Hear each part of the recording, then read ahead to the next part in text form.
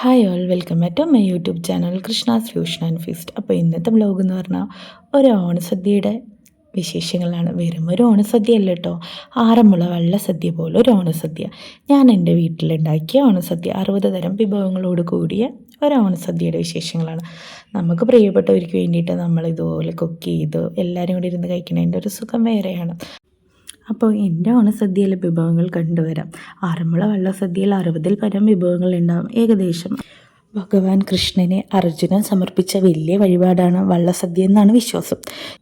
തിരുവോണത്തോണിക്ക് അകമ്പടിയായി എത്തുന്ന പള്ളിയോടക്കാർക്കായി വഴിപാട് എന്ന രീതിയിലാണ് ഇത് തുടങ്ങിയത്. തൊഴിലാളികളെ ആദരിക്കാനും നന്ദി പ്രകടിപ്പിക്കാനും ഒരു സമൂഹം ഒത്തുചേരുന്ന ചടങ്ങ് കൂടിയാണ് ഇത്.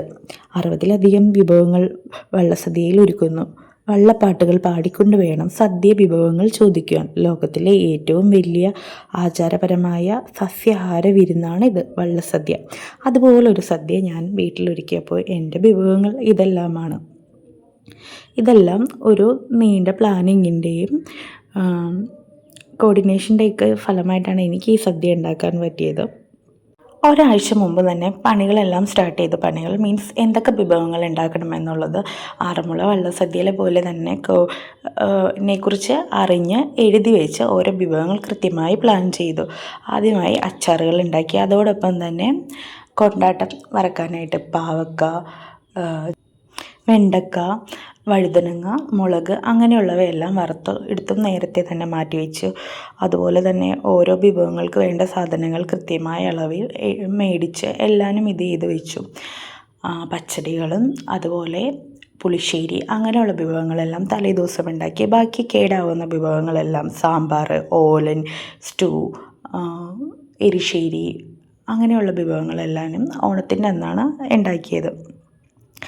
നമുക്ക് എല്ലാവർക്കും ചെയ്യാൻ പറ്റിയത് ഈ ഒരു സദ്യ ഒരുക്കി എല്ലാവർക്കായി വിളമ്പിയപ്പോൾ മനസ്സിൽ അത്രയധികം സന്തോഷവും ഒരു അഭിമാനമൊക്കെ തോന്നിയായിരുന്നു.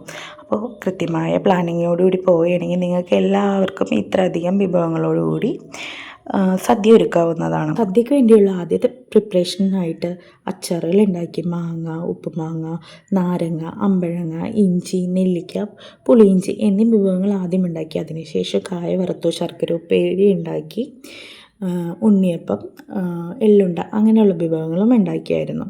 പിന്നെ കൊണ്ടാട്ടം എല്ലാവരും. പിന്നെ കൂട്ടുകറിയായിട്ട് അവിയൽ, ഓലൻ, എരിശ്ശേരി, വറുത്തെരിശ്ശേരി, മാമ്പഴ പച്ചടി, കൂട്ടുകറി, മസാലക്കറി എല്ലാവരും ഉണ്ടാക്കി. അതിനുശേഷം തൊടുകറിയായിട്ട് ഇഞ്ചിത്തൈര്, കിച്ചടി, ചമ്മന്തിപ്പൊടി, ചീരത്തോരൻ, ചക്കത്തോരൻ എന്നീ വിഭവങ്ങൾ. മെഴുക്കുവരട്ടിയായിട്ട് കൂർക്കപ്പൂരി, കോവക്ക മെഴുക്കുവരട്ടി, ചേന മെഴുക്കുവരട്ടി, പയർ മെഴുക്കുവരട്ടി. ഒഴിച്ചുകറികൾക്ക് വേണ്ടിയിട്ട് നെയ്യ്, പരിപ്പ്, സാമ്പാർ, കാളൻ, പുളിശ്ശേരി, മോര്, രസം അങ്ങനെയുള്ള വിഭവങ്ങൾ. അതുകൂടാതെ പായസം 4 തരം ആയി ഉണ്ടാക്കി. സേമിയം എന്നീ വിഭവങ്ങളാണ് വീട്ടിലുണ്ടാക്കി. വീട്ടിലെ ആൾക്കാരുടെ ഇഷ്ടങ്ങൾക്കനുസരിച്ച് പായസങ്ങൾ നമുക്ക് ഉണ്ടാക്കാം.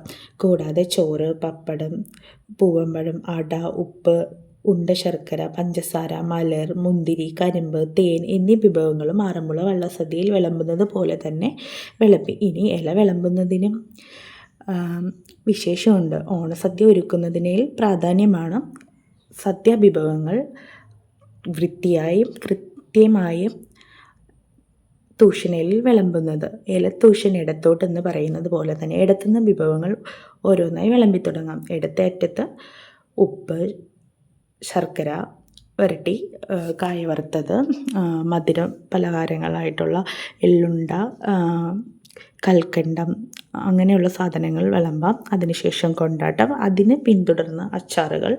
അങ്ങനെയാണ് ഓരോ വിഭവങ്ങൾ വിളമ്പേണ്ടത്. ഇത്രയധികം വിഭവങ്ങൾ ഉണ്ടാക്കുമ്പോൾ ഒരു കാര്യം പ്രത്യേകം ശ്രദ്ധിക്കണം. ക്വാണ്ടിറ്റി. അമിതമായ സാധനങ്ങൾ വേവിച്ച് വേസ്റ്റാക്കാതെ വീട്ടിലെ ആളുകളുടെ എണ്ണത്തിനും പ്രിഫറൻസിനനുസരിച്ച് ഓരോ കറികൾ തയ്യാറാക്കാവുന്നതാണ്. അത് ഫുഡ് വേസ്റ്റ് ഇല്ലാതിരിക്കാനായിട്ട് ഹെൽപ്പ് ചെയ്യും.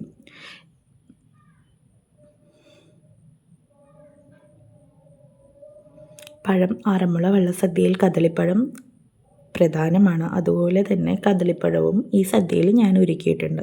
ഭഗവാൻ കൃഷ്ണൻ്റെ ഏറ്റവും ഇഷ്ടപ്പെട്ട നേദ്യമാണ് കദളിപ്പഴവും വെണ്ണയും. ആറന്മുള വള്ളസദ്യയിലെ പ്രധാന വിഭവങ്ങളാണ്. അതുപോലെ തന്നെ പുളിശ്ശേരി, മാമ്പഴ പുളിശ്ശേരിയും. പിന്നെ വെള്ളസദ്യയിലെ ഒരു തോരനാണ് അമരപ്പയർ കൊണ്ടുള്ള തോരൻ ഭഗവാന് ഏറ്റവും പ്രധാനമാണെന്ന് പറയുന്നു. അതുപോലെ ഉപ്പിലിട്ട നെല്ലിക്ക, മാങ്ങ എന്നീ വിഭവങ്ങളും വെള്ളസദ്യയിൽ പ്രധാനമാണ്. ഓണസദ്യ വീട്ടിലെ എല്ലാവരും കൂടി ചേർന്ന് ഒരുക്കുമ്പോൾ അതൊരു പ്രത്യേക സന്തോഷം ഉണ്ടാക്കുന്ന ഒരു കാര്യമാണ്. എല്ലാവരും കൂടി ചേർന്ന് വിഭവങ്ങൾ ഉണ്ടാക്കുന്നതും വിളമ്പുന്നതും എല്ലാവരും നമ്മുടെ കുട്ടികളെല്ലാം നമ്മുടെ പൈതൃകവും നമ്മുടെ ആചാരങ്ങളെക്കുറിച്ചൊക്കെ അറിയാൻ വേണ്ടിയിട്ട് അവരെയും കൂടി ഇതിൽ ഇൻക്ലൂഡ് ചെയ്ത് ഓരോ കാര്യങ്ങൾ ചെയ്യുന്നത് വളരെയധികം സന്തോഷം ഉണ്ടാക്കും. കുട്ടികൾക്ക് ഇതിനെക്കുറിച്ചൊക്കെ നല്ലൊരു അറിവുണ്ടാകാനും നമ്മളെ ഒത്തിരി സഹായിക്കും എല്ലാ കാര്യങ്ങളും അവരെയും കൂടി ഉൾപ്പെടുത്തുന്നത്. ഇപ്പം ഞാൻ വീണ്ടും പറയുന്നു, ഒരു കൂട്ടായ പരിശ്രമത്തിൻ്റെയും കൃത്യമായ പ്ലാനിങ്ങിൻ്റെയും കോർഡിനേഷൻ്റെയും ഒരു ടീം വർക്കിൻ്റെയൊക്കെ ഫലമാണ് ഈ ഒരു സദ്യ. അതുപോലെ എല്ലാവർക്കും ഉണ്ടാക്കാം. ഇതിങ്ങനെ വീട്ടിലെല്ലാവരും കൂടി ചേർന്ന് ഉണ്ടാക്കുമ്പോൾ കഴിക്കുമ്പോൾ കിട്ടുന്ന ഒരു സുഖം ഒരു പ്രത്യേക ഇത് തന്നെയാണ്. നമുക്ക് നമ്മളെക്കുറിച്ച് തന്നെ ഒരു അഭിമാനം തോന്നി ഇത്രയധികം വിഭവങ്ങൾ ഉണ്ടാക്കി ഇതുപോലെ വിളമ്പി ആ ഇലയിലിരുന്ന് ഇല കാണുമ്പോഴും അത് കഴിക്കുമ്പോഴും ഇതാണ് എൻ്റെ ആറന്മുള വള്ളസദ്യ പോലെ ഒരു ഓണസദ്യ.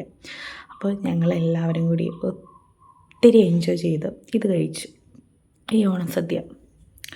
അപ്പോൾ ഈ സദ്യ എങ്ങനെയാണ് ഉണ്ടാക്കിയതെന്നും അതിൻ്റെ പ്ലാനിങ്ങും അളവ് എല്ലാത്തിനെ കുറിച്ച് കൃത്യമായിട്ട് അറിയണമെങ്കിൽ ഞാൻ അടുത്തൊരു വീഡിയോ അപ്ലോഡ് ചെയ്യുന്നുണ്ട്. അപ്പോൾ ആ വീഡിയോ എല്ലാവരും കാണണം. അപ്പോൾ എൻ്റെ